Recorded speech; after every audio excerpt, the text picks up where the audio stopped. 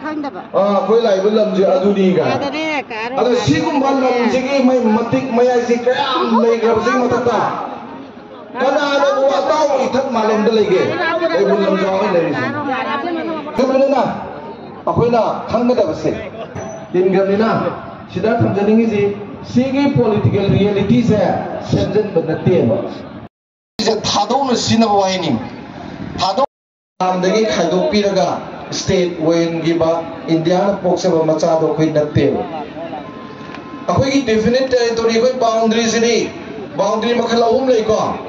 Bahan bagi boundary sina historical boundary abadi akan bening thogi matamda yam pak sana kui ngam kai se sauri se masina historical boundary masi map sini tambangam de kari gumo kanda ason bening thau lai kanda pixel le stability leite ba aduna China yormi gai se khagi bagi matamda aduna sigi boundary sina historical boundary aduga Anis boundaries the natural boundary.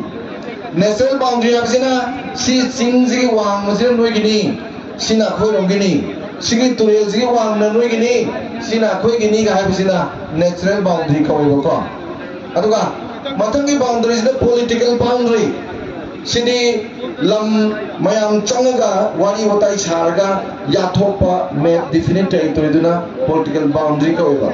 Nasi ke kau boundaries India le pi minate. Hana degi le laba, hana de le puni soal puni kau. Aduh bu British India British, Myanmar ke Burma ke ning thong Maitri ning thong mayam tanah kau dah. Ye kibung kau itu dia orang sigi se.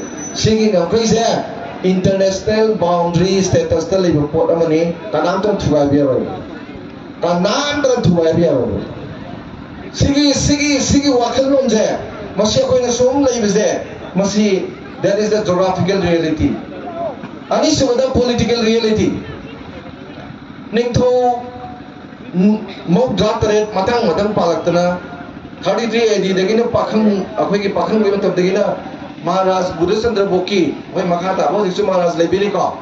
See Boki Lington Pan, Laidana, Praja Laidana, government Laidana, Ningdam Baidu Laidana, Saili Singh I on the Pala Valley Park, Masigi political status, India, the Punbakanda, India, Masana Teba, which is Maruka Tinavane.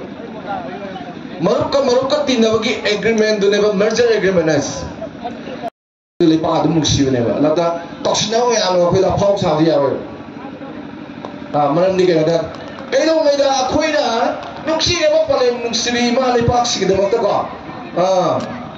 Kau fakta mungga kari mikir kan, cuy boleh. Mada orang bagi mindset itu lagi se. That's the thing. Adu ni apa? Thamsa ni se political reality lagi kan? Economic reality.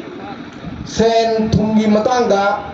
Iramdam Manipurna mapanggil lam apa kata ki pot lay dew pot choklok log dew hasagla yamna akoy da import suklay dete export dilay mapan dagi pot loksam de imanung dagi de koy yoli chumera ado nupila 1939 do mapan dagi seng busalaktir lan hobu na de me akoy seng thoki na hobu ne 1939 dagi ngasi na kay dore seng pusalate na sao na wai na koi seng thoki nu hai ba ngasi na seng pusalate highway thing sao ba sai hundra mali banga se khoi yam len tummi ang phalan tummi ya na tummi kap thoku da ka wai ko aduna sigi economic reality se ngasi di sabna sal ngasi di kongdrum maiden bo mapande sa da di adre mapanda pura tangal lagi apa kuis ko